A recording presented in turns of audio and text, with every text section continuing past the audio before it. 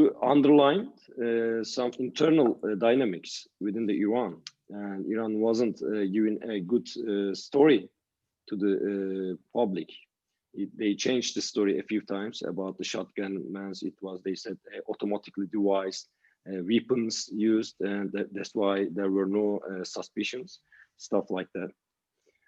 Also, from the beginning, Iran administration showed some big reaction, calling for a retaliation and overtly accused that Israel was behind this.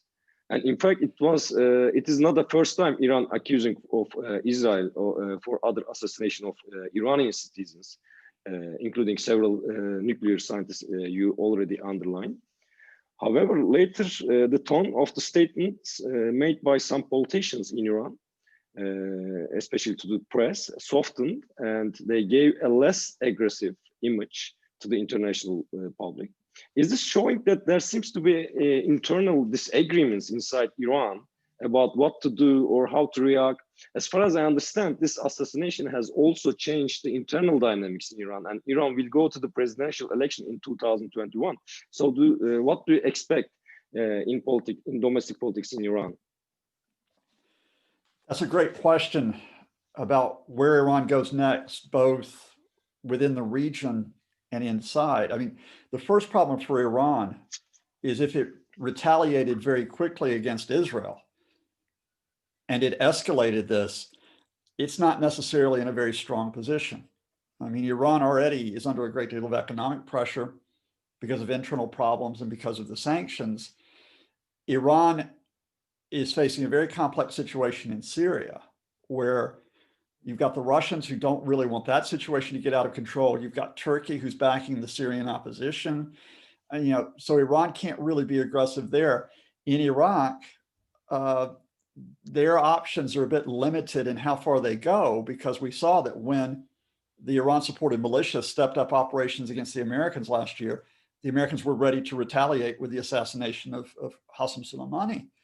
And in Lebanon, that's just a chaotic situation in Lebanon internally. And Hezbollah is having to deal with that issue where there's not even an effective government, as well as the fact that, does Hezbollah really want to get involved in a fight with Israel at this point? So the idea of that immediate response, which is what the Iranian military put out, and indeed that was the initial statement from the military aide to the supreme leader, the former defense minister, Mr. Tehran, that was replaced really quickly. I think within 48 hours, the supreme leader, when he gave his only statement so far on this, if you notice, he didn't call for retaliation.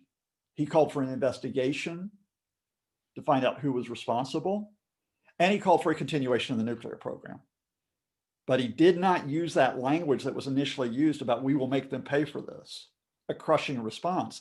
And his military aide backed off his earlier statement. So I think that external situation is Iran is saying, look, we will choose when we respond to this, but it won't be immediately. And again, after the assassinations of 2010, 2012, there have been claims that Iran tried to carry out assassination plots abroad. Indeed, there were 3 Iranians that were held in Thailand over a plot supposedly to kill Israeli diplomats. They were actually just released 2 weeks ago, just before the killing of Farizadeh, in exchange for an Australian academic who was held in Tehran. So in other words, if Iran responds, I don't think it will be very aggressively, openly, maybe quietly. They see what they can do. But then that brings up the internal situation, okay? And the internal situation is that with the presidential elections coming up, you have a multi-sided contest for influence. You have the Rouhani government, including President Rouhani and the foreign minister, Mr. Zarif, who are deciding, how do we maneuver with the new Biden administration? You have the leader of parliament, Mr. Halibaf, a former Revolutionary Guards commander, a former presidential candidate. He wants to take a much tougher line. So he's been pushing for parliament with this bill which says we will suspend our commitments under the 2015 nuclear agreement. You have the Revolutionary Guards themselves, who have suffered yet another defeat They have had very tense relationships in the past with Rouhani. And above all of that, you have the Supreme Leader's Office. And what the Supreme Leader's Office, I think, is doing right now is they're not sure which side they want to favor. They're not sure which side they want to favor between Rouhani and his hardline opponents. And they're not sure whether they want to go back into negotiations with the Biden administration or whether they want to say, no negotiations, we'll take a tough line with the Americans. So for the moment, the line that Iran will take will be, we will consider talking to the Americans if the Americans make the first concessions. Mm-hmm. So in other words, actually, I was going to ask this question. In fact, I mean, after the Biden administration things, but you already clarified about this internal dynamic, how internal dynamics is changing, because it's also depending on the external atmosphere. It's also shaping the internal dynamics in Iran. Yeah, that's so the external and the internal work together, and they always have. And I guess before we move on to our next topic, remember that in 2013, we've had the assassination of Iranian nuclear scientist. We've had the Israeli leader, Benjamin Netanyahu, who's actually been pushing for a military attack. Airstrikes on Iran has been held back by his military intelligence services. We have the supreme leader in Iran saying, no negotiations with the Americans, no negotiations. And what happens is Hassan Rouhani in September 2013 goes to him and says, look, we cannot hold up economically.